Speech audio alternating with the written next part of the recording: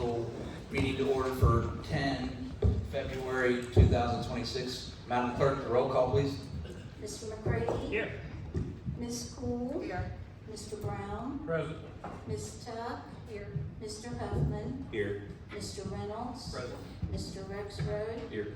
Mr. Moore? Here. Mr. Borkowski? Here. Council minutes from January 20th and January 27th meetings have been printed, posted, and dispensed. Is there any corrections, additions? Move to approve. I have a motion. I have a second. Motion and second. Madam Clerk, the roll call, please. Mr. McCready?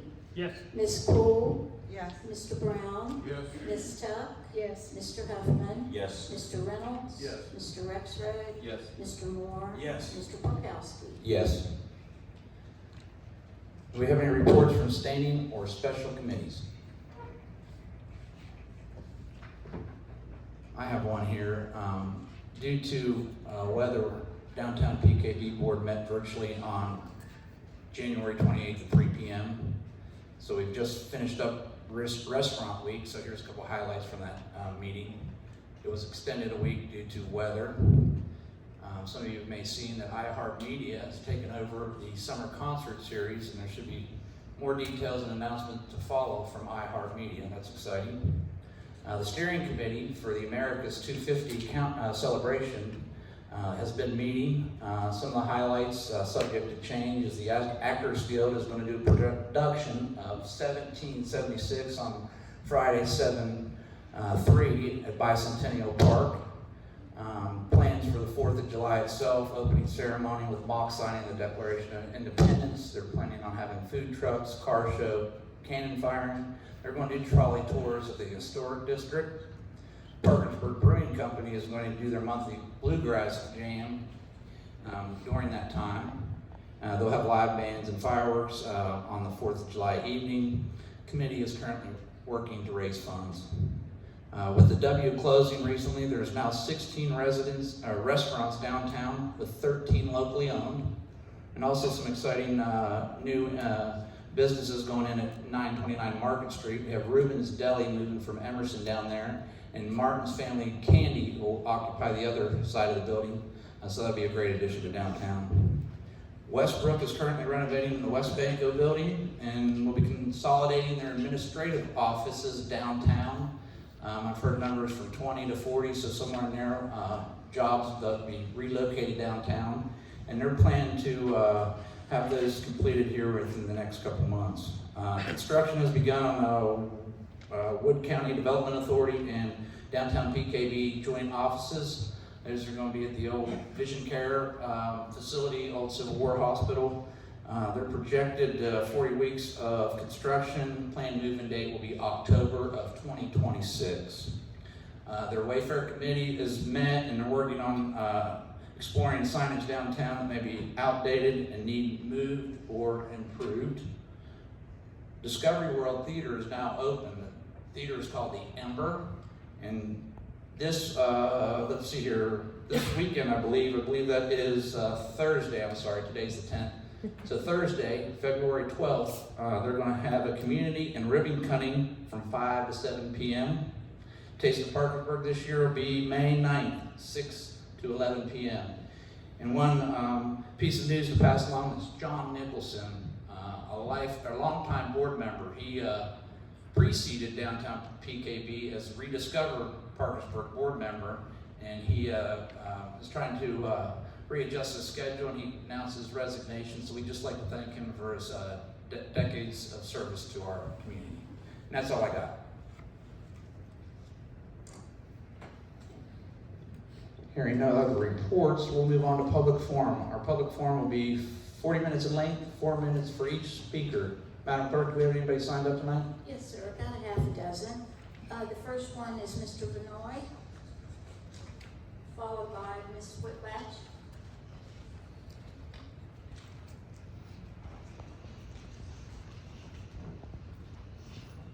Good evening. How's everybody this evening?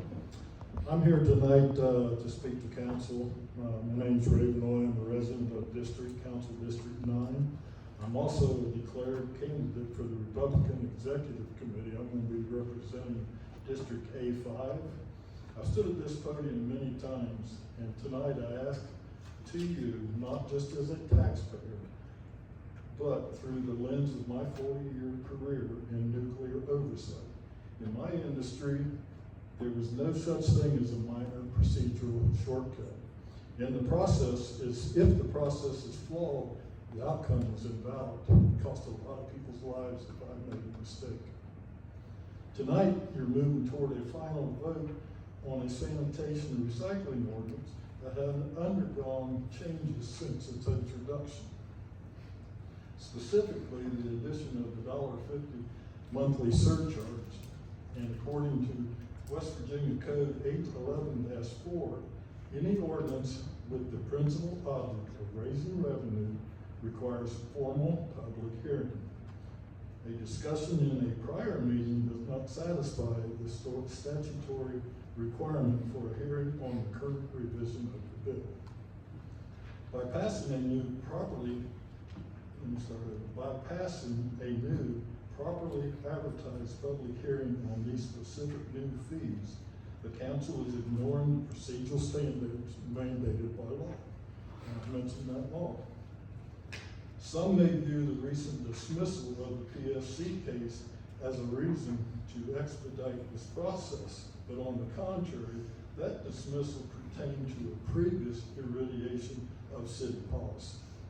Tonight's vote creates a brand new financial structure and consequently a brand new set of legal obligations.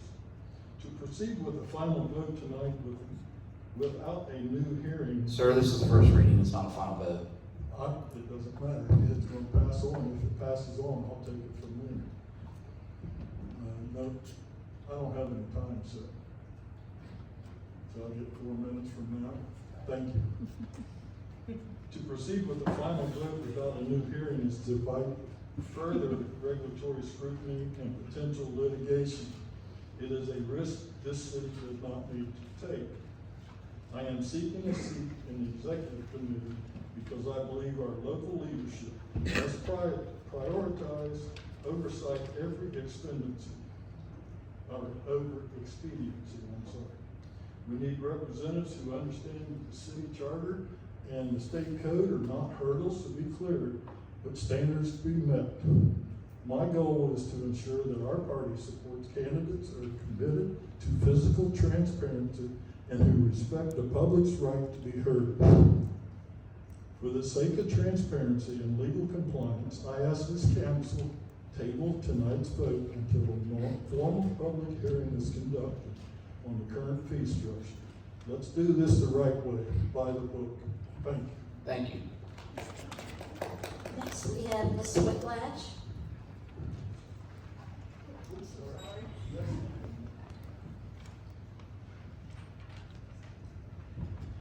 Okay.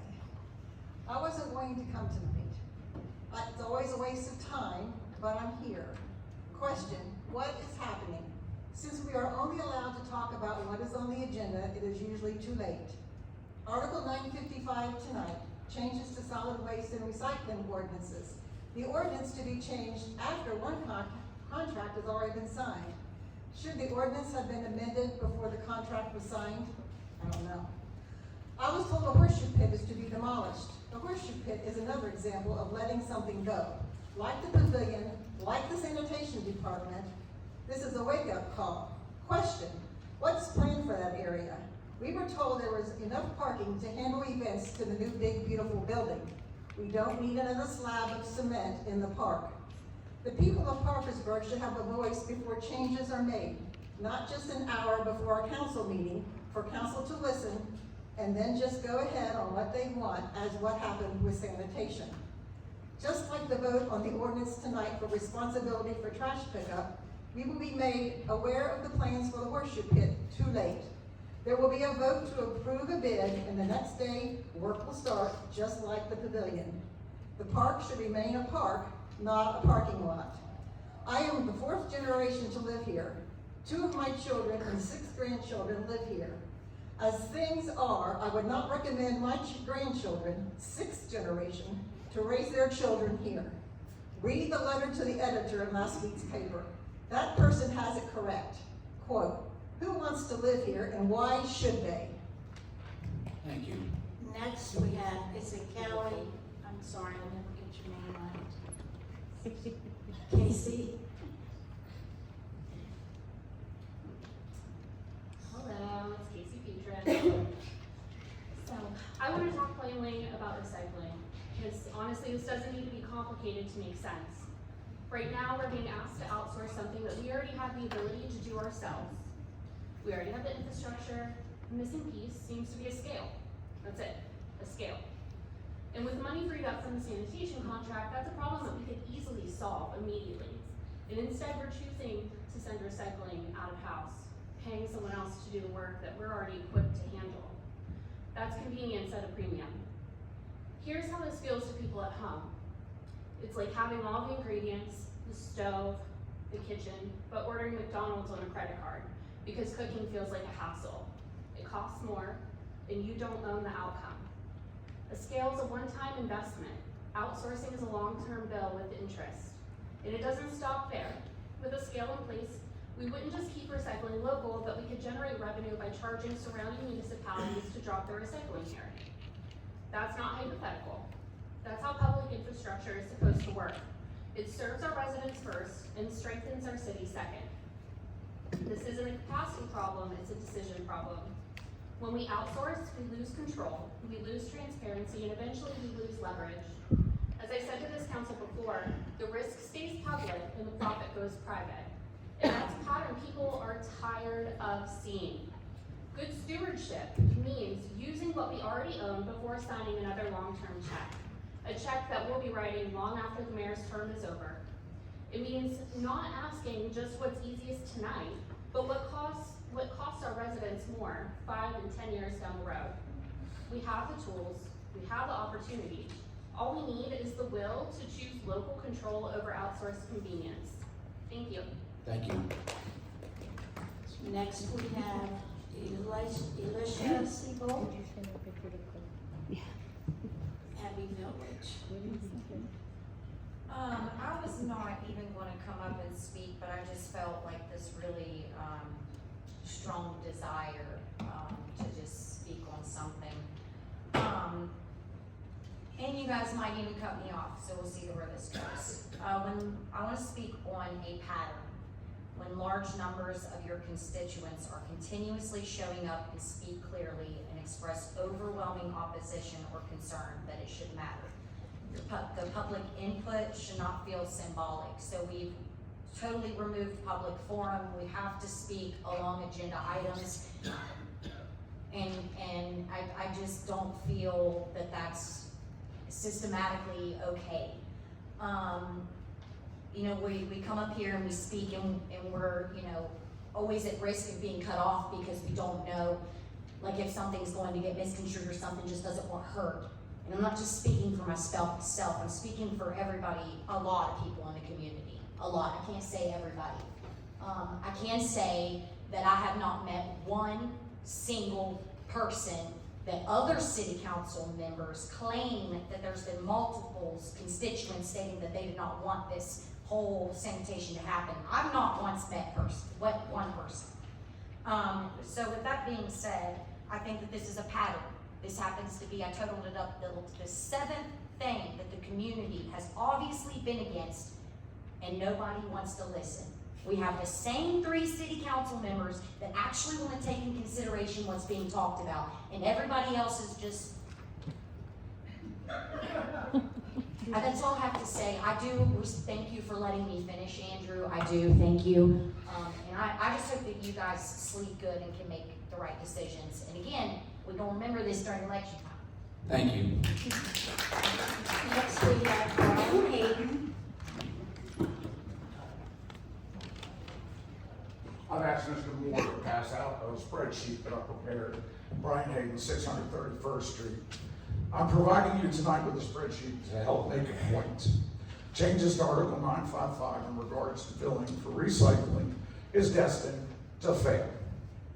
On many different levels, it's destined to fail. The structure of the billing is designed to overcharge the people of Parkersburg by tens of thousands of dollars up until the point where we start to lose money. If participation in recycling is at 10% or below, the city will bring in from $39,000 to $62,000 of excess fees annually by overcharging the people. This overcharging is far in excess of any possible bad debt claim.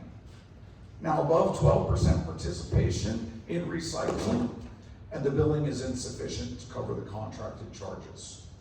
The nice thing about math and facts is they don't care how you feel. They're facts. I implore you to consult the city finance director and validate my numbers. I have an independent accountant go over my mathematics as well as my formulas. They're bulletproof. We're overcharging the people, we're under-delivering, and then if we do encourage participation, we're gonna go broke doing it. Now, if during the debate on this motion you have any questions, you as counselors are authorized to ask any non-member to answer specific questions.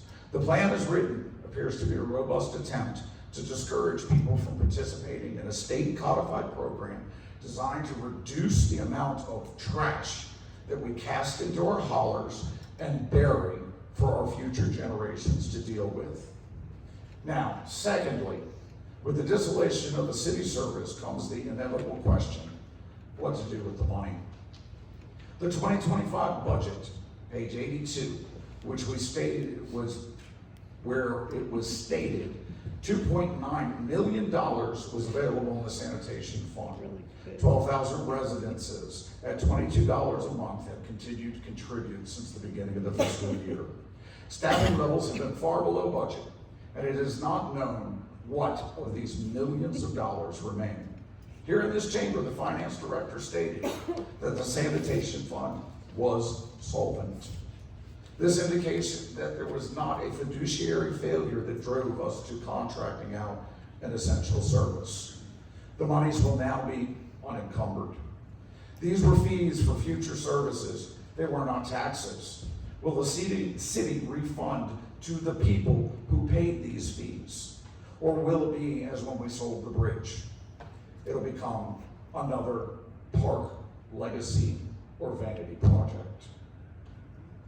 What will become of the hundreds of thousands of dollars that were contributed to the Capital Reserve Fund for the exclusive use of the sanitation department? Will those dollars be reallocated to other departments? These are fees, not taxes. We paid for services. We didn't get them. If you went to a restaurant and they charged you for appetizers you didn't get, I'm certain each and every one of you would dispute the bill. Now, with this in mind, this is conjecture, for I cannot prove that getting access to the sanitation funds was the intent of driving sanitation into the ground. But I grew up on the Chesapeake Bay, and when a waterfowl quacks, it's usually called a duck. Thank you. And the last one is Carrie Telrico. I like your view.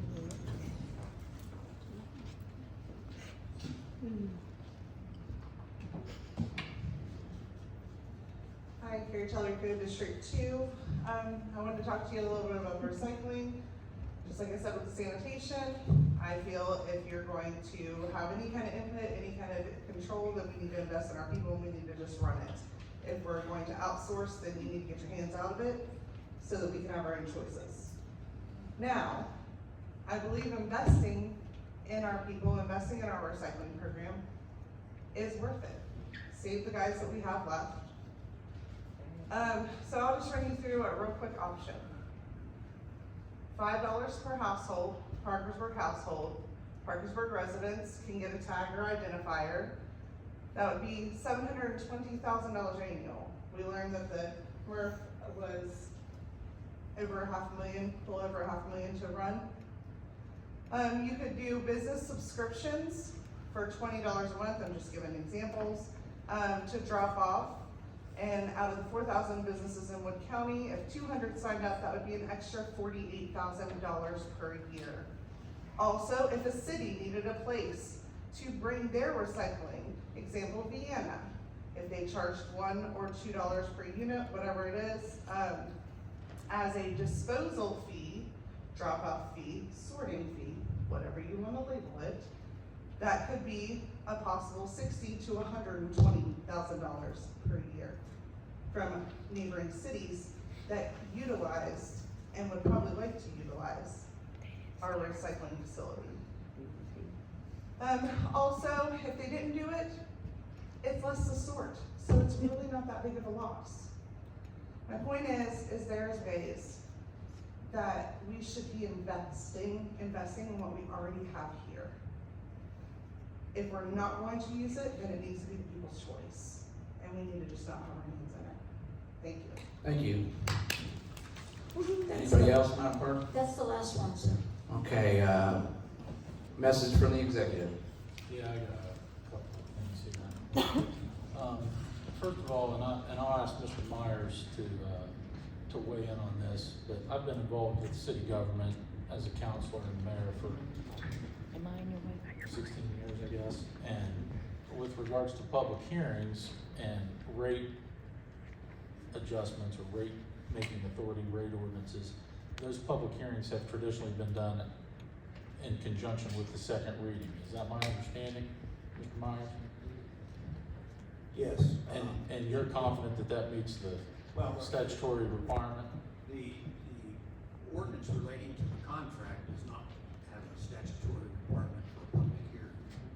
The ordinance dealing with 955 does involve a rate change, and that does require a public hearing. The public hearing is always noticed for the final adoption, not the first reading.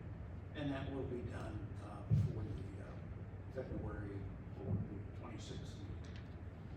Okay, 24th. Thank you.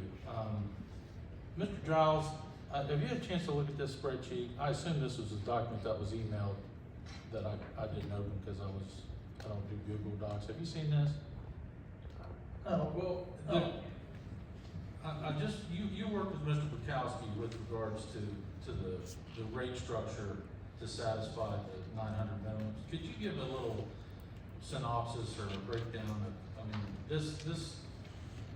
I remember Mr. Bukowski being very clear at the meeting, I think it was on Monday, I can't remember, when we were talking about recycling.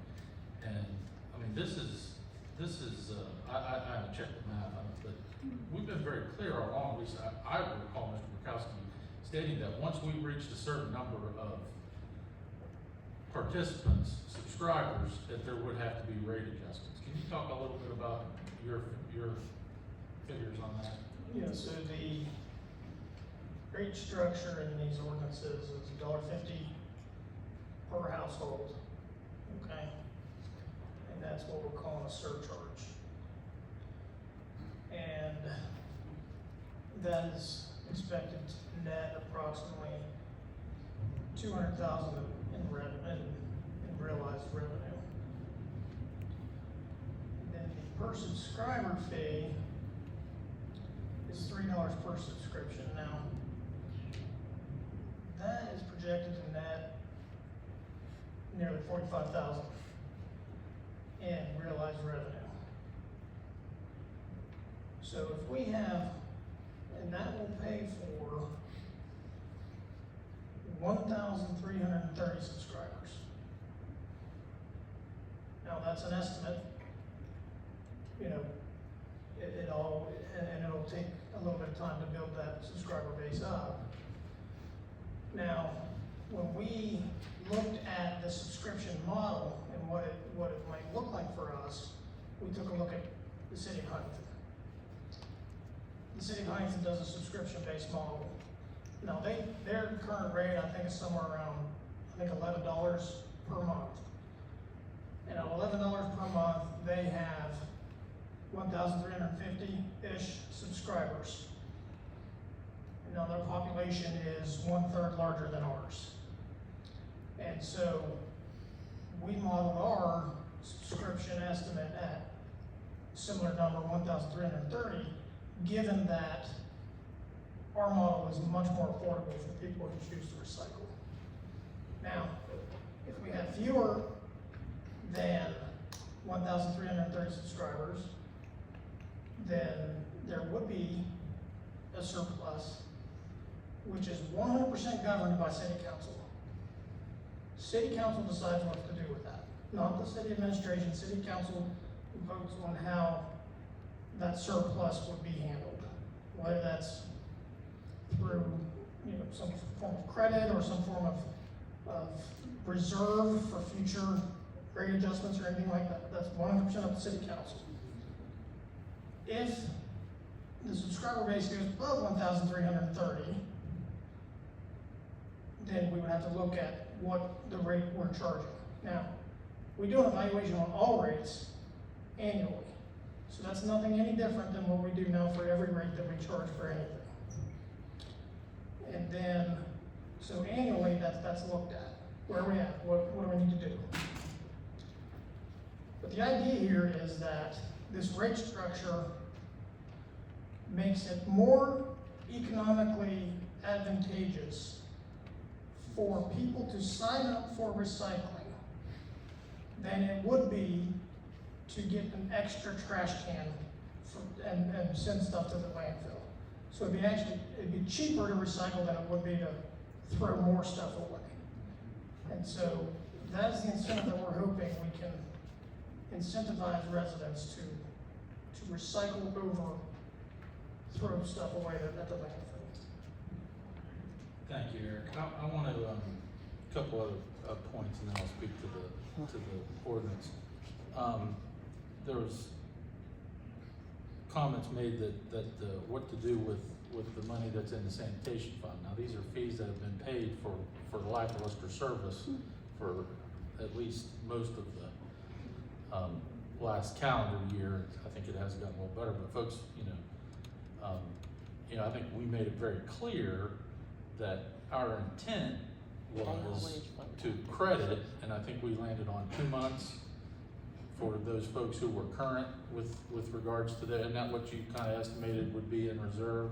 Yeah, that would be. Now we have not, and I know Blaine and I have discussed this, we're not 100% sure how that's gonna look with council, but at some point, city council will likely vote on a budget resolution or some kind of enabling piece of legislation, be it a resolution or I don't know if it'd have to be an ordinance. That's quite frankly what we paid Blaine to figure out to make that credit happen. So this, any statements that this is a grab for the sanitation, I mean, we talked about that first on January 6th. I mean, that was very clear. So I want to talk a moment about the one last thing. So Eric commented, if there's a surplus, just like any other surplus, mid-year surplus, year-end surplus, the 9 of you govern over where that money is appropriated. I would certainly tell you that if there's a surplus this time next year, that you reserve that to make the subscription rate, because it goes up. I mean, we're voting on a contract, 1525, 1586, 1649, 1715, and 1784, which what I have gleaned from those figures and just the reality is it's a labor intensive. I mean, it's not free. For many years, it was unpriced, the curbside recycling in the city of Parkersburg, but it was never free. We were paying for it through our fees. So that will be, I assure you, if there's a surplus, that'll be the administration's recommendation is leave it where it is, and if we have to raise the subscription rate, you don't have to raise it as much. We've done that with sanitation fees for the entire time I've been here. And then I guess the last thing I would just talk about the ordinance and the contract in general. I've been every night, or every week, there's folks who, well, the mayor did this on purpose, the mayor did this on purpose. I get up every day, I come down here, and I'm solving problems. Sometimes the problems are, how do we plow 4 inches of ice off of our 232 miles of city streets? This week, you know, yesterday, was it yesterday or today, Everett, potholes? Yesterday we talked about potholes. We put together a plan to make sure that we had personnel, enough materials, because they're already out there.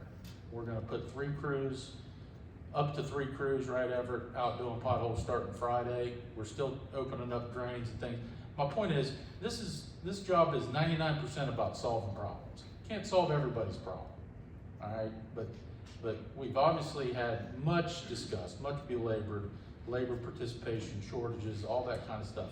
We've talked about all that. What this ordinance does, and what this contract does, both these things tonight, get reliable, consistent trash service. And more importantly, with the recycling, restores a service that we're statutorily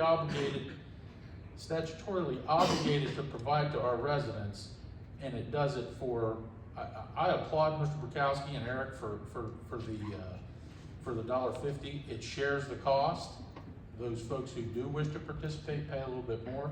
It falls in line with what the RFP committee talked about back in October. Mr. Brown, you were there, you know, which was, we gotta modify the trash. We need to, and then when we saw these numbers, we all kind of had a little bit of sticker shock. I mean, I know I did, I know Mr. Bukowski did. And over the course of the few weeks after we got these prices, we thought, you know, this is not going to be economically feasible for a lot of residents. Folks are just gonna say, well, hell, I could just get an extra can for, I don't have that contract in front of me, $4.75 a month. So why would I recycle? I can save myself $8, $8.75 or whatever it is in the first year. So I think this is a good compromise to what is a problem that, you know, if you want to blame me for it, fine. I didn't create it, but I'm just trying to get our customers back to the service that they deserve, that they've been paying for. And then the last thing I'll say, you know, I am not categorically opposed by any means to go out and get your own trash service, but that does, the piece of this through the solid waste in particular that we gotta lose sight of, we can't lose sight of, is we have anywhere from 1,000 people in any given month to 1,200 that don't pay their bills. You don't pay your bill to a private hauler, they're not gonna pick up your trash, I assure you. And that was a concern that I heard from several of you going back to the last summer. How are we gonna ensure? So that is why I advocated for, we negotiated a contract with Waste Management, and why we retained the bill. Make no mistake about it. I mean, hell, there are people here in this room tonight who owe the city over $1,000. I'm not gonna tell you who they are, but there's folks in this room who haven't paid their trash bills and police fees for months and months and months, probably years. And that's just the reality that we live in, you know. So I encourage council to adopt the ordinance, approve the contract on first reading, and I know Mr. Rupert from Rumpke is here, and that's all I have. Thank you. Thank you, Mayor. Moving down, we have an ordinance that's been tabled. I'd ask, you make for a motion to remove from the table. Mr. President, Ms. Cool. I'd like to make a motion to remove the recycling program agreement from being tabled back on the table. Second. We have a first and second. Madam Clerk, vote please. Mr. McGrady? Yes. Ms. Cool? Yes. Mr. Brown? Yes. Ms. Tuck? Yes. Mr. Huffman? Yes. Mr. Reynolds? Yes. Mr. Rexroad? Yes. Mr. Moore? Yes. Mr. Bukowski? Yes. Correct me if I'm wrong, but I guess we move on to reading the ordinance. Can you read item 1 on our agenda, Ms.? Yes. An ordinance authorizing approval of recycling program agreement. Mr. President, Ms. Cool. move for adoption of the ordinance Can we correct that to advance the second reading? and advance the second reading. I think we have a first, we have a second. Second. We have a first and a second. Any discussion? Mr. President, Ms. I wonder if we might ask Mr. Rupert to just address the situation from Rumpke's point of view. We've had several meetings, and we haven't heard, from him. Would it be possible to describe your plan and just so that we can be familiar with what is being done with this contract?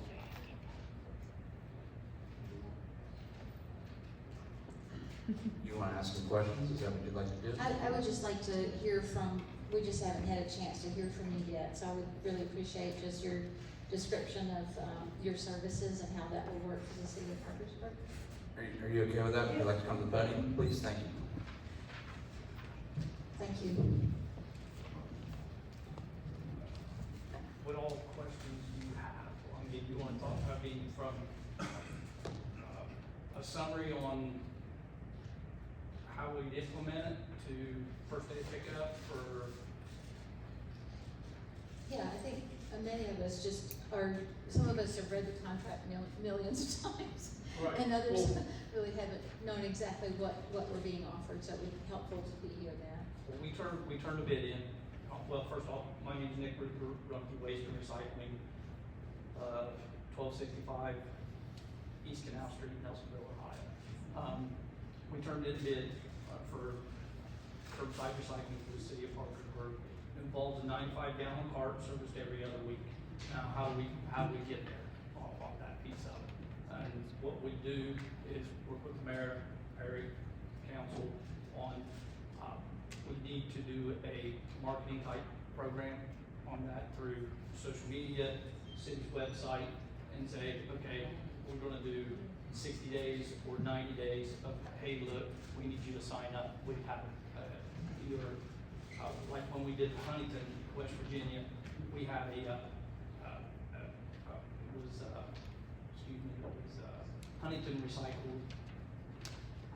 Huntington Recycles.com or whatever it was. So you go to that link, you click on it. So anybody that wants to sign up for it, they would list their first and last names for the service address, service address, and then you would need to list your billing address and the number of cans that you would want for that on there. So, and the reason why you want to do that is so you're not coming over for, you're trying to deliver all these carts at one time instead of that. Then also you're able to build a list up. We also request an email address and a phone number on that as well. So if something changes with recycling and we add a product to that list, we can do a mass email so everybody gets it immediately. One of the other things with that being said, I'm talking about acceptable items. I've heard that Rumpke has, we have a wide array of materials on there: cardboard, newspaper, magazines, junk mail, wire-bound notebooks, envelopes even with the plastic window on them, aluminum cans, steel food cans, septic containers. The septic containers are like your milk cartons or your orange juice. You'll see them in gallon type deals like that. And then we get into the plastics, glass bottles and jars of all colors on that. And it's just glass bottles and jars. It's not like your window glass or your dishes and pans and things of that nature on there. But then you get into the plastics, and we take plastic bottles where the opening is smaller than a base, like Mountain Dew, Pepsi, Tide detergent bottles, that type of plastic bottle. We also do butter tubs, yogurt containers, the plastic cups like you get from Starbucks, McDonald's on there, and then we take all of this material. We want it loose. We do not want bags. Bags are a no-no on that, and that'll be on. We have a frequently asked question about how to prepare it because it needs to be prepared properly on that. We don't want bags. We don't want trash in there. It's predominant. It's a dark green recycling container, has Rumpke recycling on the side of it. You throw all your materials into that loose. Driver will come by. He'll flip the lid up and he'll start to empty it. If he notices that there's trash in there, he's not going to sort it at the curb. All that does is just enable a resident to do it. He's going to tag it. He's going to put a tag on it. He's going to note it on his route sheet that, hey, this is the, there's check boxes on it that there is on there. So what that does is that lets the resident know that, hey, our driver was there, but the materials are unacceptable on that, and then he will go on that. We cannot take trash that's in those recycling carts. And then we will take that material and then it'll make its way to Columbus and we'll process it. You guys are more than welcome on there. Anybody that wants to tour our facility, it's an open book. It's at 1190 Jacobs Road in Columbus, Ohio.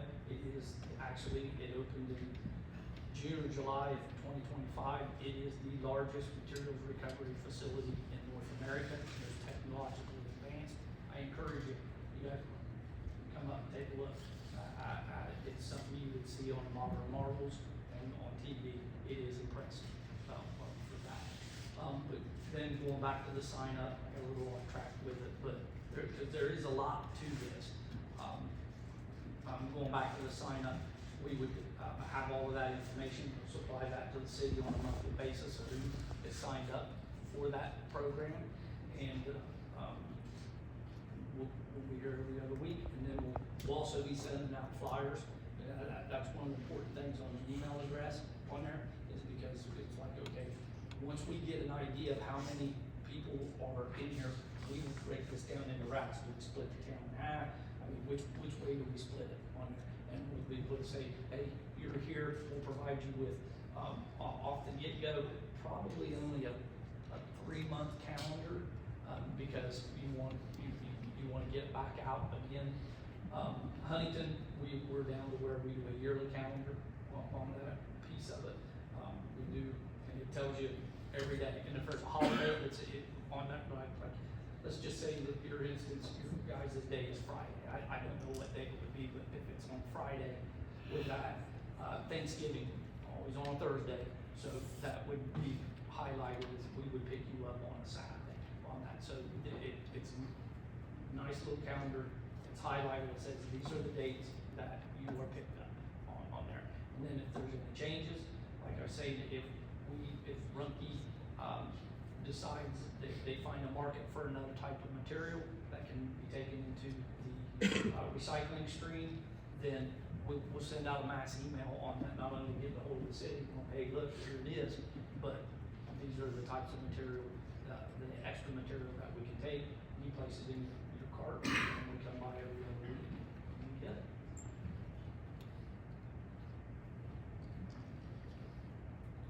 That's what I appreciate that very much, thank you. Any other questions? Thank you.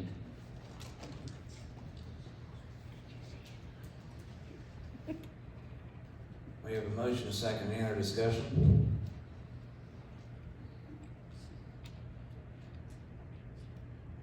Yeah, I got something to say. Play the video, please. Go ahead, Mr. Moore. To determine the feasibility of continuing operations for the city-operated MRF and curbside collections, the cost analysis was based on current operation costs reduced by scale, along with current commodity revenues from the State Waste Management Board as of December 31st, 2025. By reducing the operating expenses from the sanitation department into a new recycling department, modest operating budget of $1 million for limited employees and equipment. Some expenses remain fixed, such as utilities and building maintenance, while other adjustable expenses such as insurance and equipment maintenance would be reduced. The only small increase was in marketing to encourage higher participation rates. Revenue from commodities was estimated to be reflective of a 3-year historic average, using historic revenue and participation rates by charging only those subscribing to recycling service. The monthly fee would be $22 to $23 per customer. By mandating that every resident pay a recycling fee whether they recycle or not, the monthly fee could be lowered to a range of $4 to $5 per resident per month. Both result in a higher monthly fee as opposed to utilizing contract labor with the industrial leader providing the service in a much more efficient and improved manner. There is no fair method to continue the processing of materials from countywide non-residents at the expense of Parkersburg residents and taxpayers. The proposed contract with the company revised rate ordinance will provide those residents who wish to participate in recycling to do so in compliance with the state law, environmentally conscious manner, and with more fairness to all residents and rate payers. Thank you, Mr. Moore. We didn't hear a word he said with that music up so loud. It was loud. Thank you, Mr. Anybody else? Mr. President, Mr. McCready? along with that, this proposed contract and revised 955 ordinance accomplish multiple things that are important to curbside recycling that have been provided in the past, and certainly are a solution to the current state of curbside recycling in Parkersburg. By contracting with Rumpke, the materials acceptable for recycling are increased to include number 5 plastics, plastic food containers, and even paper coffee cups. Rumpke plans to maintain a robust list of materials and a route that they will recycle at the curbside. Single stream collection means no longer will residents have to sort their recycled materials into multiple containers.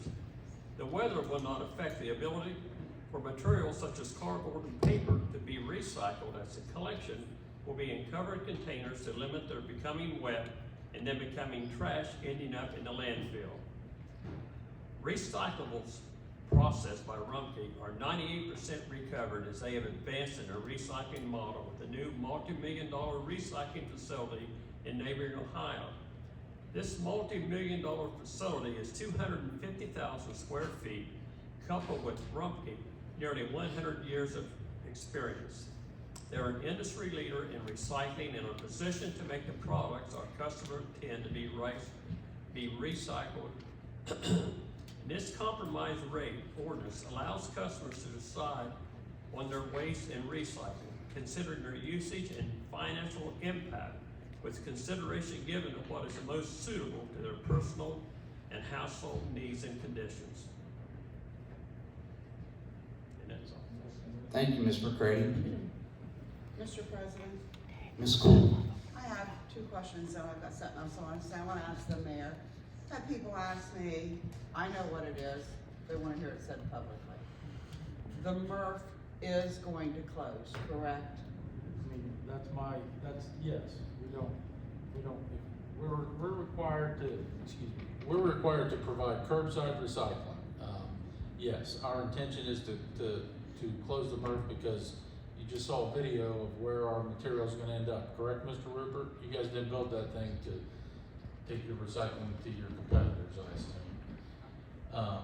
And, you know, if that's been a county-wide facility for 30 some odd years, used by the county. I mean, I think everybody's heard me say the Solid Waste Authority has the authority to do so if they choose to do that. And that's another potential use for any surpluses. If council elects to do that, you can partner with them. And I think you have a fiduciary duty to our resident customers. I mean, I love people in Mineral Wells as much as the next guy, but for many years, our customers have been subsidizing countywide recycling programs. So yes, the MRF would cease operations. Thank you. I have one question for our city attorney, Mr. Myers. Mr. Myers, does this ordinance comply with the state law on curbside recycling? Well, I would think so. The state law requires municipalities of more than 10,000 residents to have a recycling program. That's been in place for 30-some years. But it doesn't mandate how that's done. And I think the proposed contract, as described by Representative Rumpke, accomplishes picking up recycled materials, which frankly we haven't been able to do since about last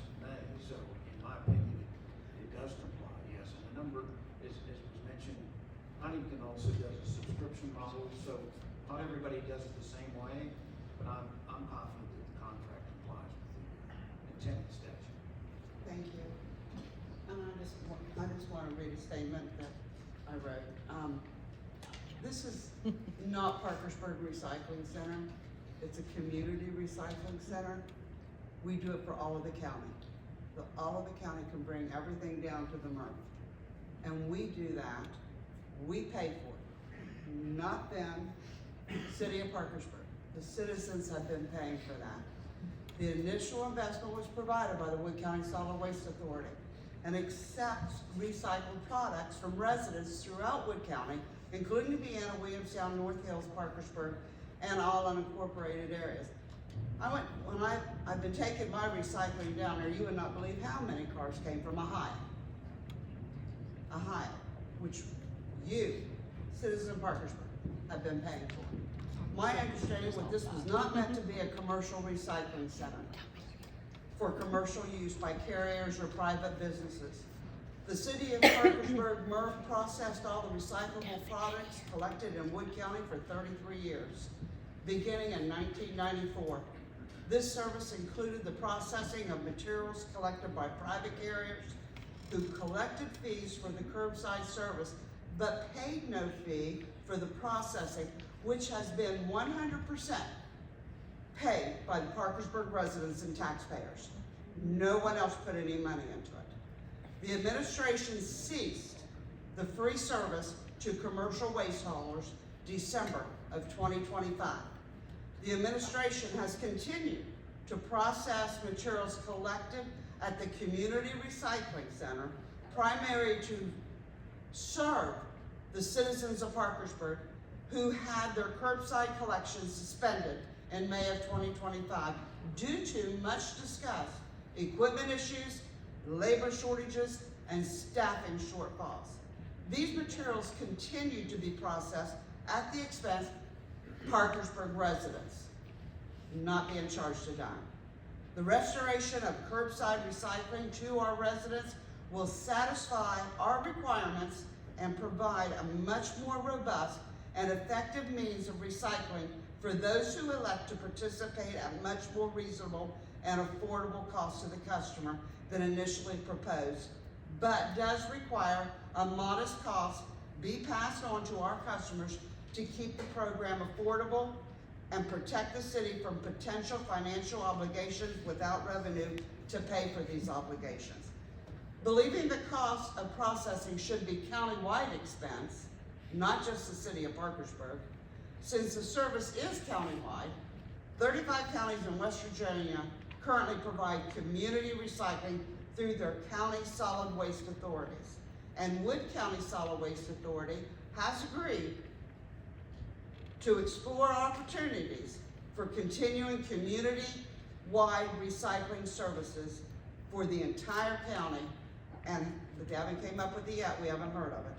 And has another meeting scheduled for later this month with the operators of the landfill to discuss for the future development of their own MRF or recycling transfer station. I want to just add one thing.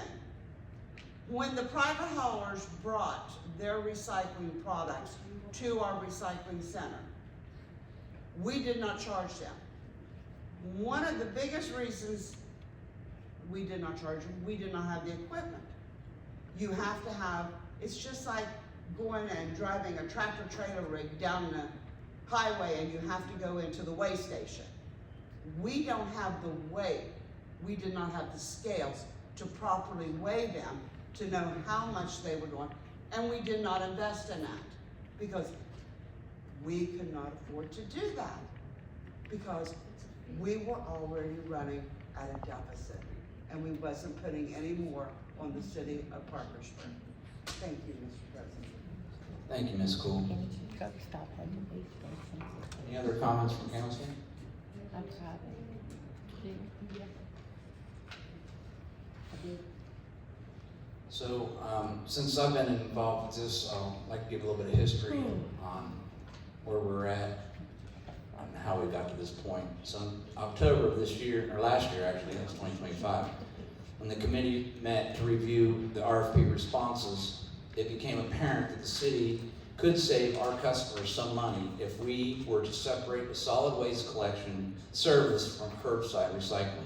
Specifically, the administration determined that the current rate of $22 per month could be lowered immediately, and our residents' customers could pay what is now proposed and passed, and the ordinance to follow, $19.50 a month, for an industry leader to provide solid waste collection using the previously discussed and approved contracted labor model and contract. Now, with the proposed 2-month credit, that would actually, first year of this contract, would bring your fees for solid waste removal down to $16.25 for the first year of service. The part of the RFP solicited proposal and responses that received the most discussion was the contractor model and pricing, which mandated all customers pay for recycling at a cost of approximately $5 a month, even if a resident customer chose not to recycle. Many of us on the committee, myself included, felt this model and contract would result in a substantial amount of our residents' money being remitted to a contractor for a service that they did not use. Conservative estimates show potentially $500,000 a year, $500,000 a year, could have been collected and remitted to a contractor for a service not received. In researching additional options, it was discovered West Virginia allows a subscription-based service in which only those choosing to use the service are charged. Therefore, an additional RFP was advertised to see what options this would provide. Unfortunately, when we received, the mayor and council felt that the $15 rate was too high and would discourage our residents from curbside recycling, as the cost when compared to purchasing a second cart from Waste Management, which was much less. I then met with the administration and finance department to discuss alternative ideas. In that meeting, we determined that the best compromise would be to require citywide participation at a very small rate of $1.50, with those choosing to recycle paying $3 more each month. Mr. Giles conferred with Rumpke that this approach would satisfy the current contract terms and that the contractor would bill the city. Therefore, we present the option this evening to council for their consideration. The RFP committee felt that this approach to recycling, coupled with how waste was collected in the past, that had become unsustainable in servicing our customers, and I believe this compromise affords our customers the opportunity to make decisions that are both responsible for the environment as well as appropriate for their own economic factors and situation. And ultimately, the goal of reducing waste to the landfill. But most importantly, restores the curbside service across both solid waste and recycling spectrum back to the residents that we are here to serve. So I believe this proposal, based on all circumstances, is fair and equitable to all parties involved. Rumpke, or a contractor, those that do recycle, those that don't recycle, and the city of Parkersburg. So with that said, we've tabled this for a month. I've yet to hear an approach, a different approach, and if that's the case, it really comes down to one simple question. Are you for or against reestablishing curbside recycling? So I urge passage. Thank you. Any other questions or comments? Hearing none, Madam Clerk, vote please. Mr. McCready? Yes. Ms. Cool? Yes. Mr. Brown? Yes. Ms. Tuck? No. Mr. Huffman? Yes. Mr. Reynolds? Yes. Mr. Rexford? No. Mr. Moore? Yes. Mr. Bukowski? Yes. Ordinance on first reading passes. Madam Clerk, item 2. An ordinance amending and reenacting Article 955.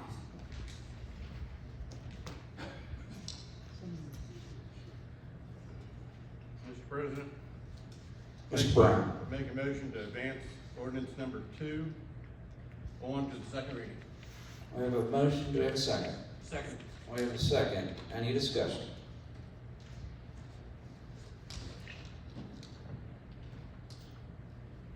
Hearing no discussion, Madam Clerk, vote please. Mr. McCready? Yes. Ms. Cool? Yes. Mr. Brown? Yes. Ms. Tuck? No. Mr. Huffman? Yes. Mr. Reynolds? Yes. Mr. Rexroth? Yes. Mr. Moore? Yes. Mr. Borkowski? Yes, ordinance on first reading passes. Madam Clerk, item number 3, please. An ordinance amending Part 1, Chapter 7, Article 162 of the codified ordinances of the city of Parkersburg to address membership composition of the Parkersburg Tree Commission. Mr. President, Ms. Cool. move for adoption of the ordinance and move to second reading. Second. We have a first and a second. Any discussion? I have 2 questions Ms. Cool. for Mr. Barber. Mr. Barber, could you come up here, please?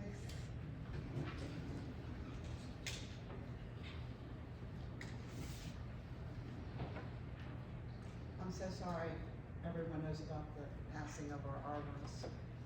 Have you found another arborist for the tree commission? Are you looking? So we're proposing to eliminate that section. So the section is back from 2014. The tree commission has 8 seats. 4 are already accounted for. We have the city planner that has a seat, a city council representative, the city arborist, and the public works director. Since I've been with the city hasn't had a city designated arborist.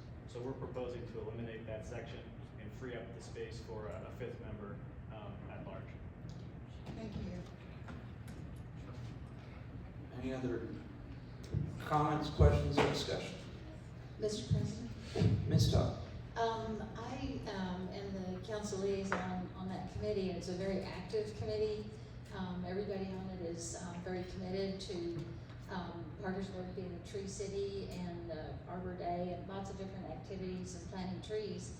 I think we have 39 trees planted for planned to plant this fall. And so I feel very supportive of this ordinance because I think we do need those other members of the community to fill that committee out. There's a significant amount of work that that committee does, and so I think it would benefit us to have the full body of that committee without the designating one to be the arborist. I think we wouldn't be opposed if we could find someone, but I think that to reserve the seat for somebody that we don't have right now kind of limits the work of that committee. Thank you, Ms. Tuck. Any other comments? Hearing none, Madam Clerk, the vote, please. Mr. McCready? Yes. Ms. Cool? Yes. Mr. Brown? Yes. Ms. Tuck? Yes. Mr. Huffman? Yes. Mr. Reynolds? Yes. Mr. Rexroth? Yes. Mr. Moore? Yes. Mr. Borkowski? Yes. Ordinance on first reading passes. Have a motion to adjourn. Move to adjourn. Have a second. Second. We're adjourned.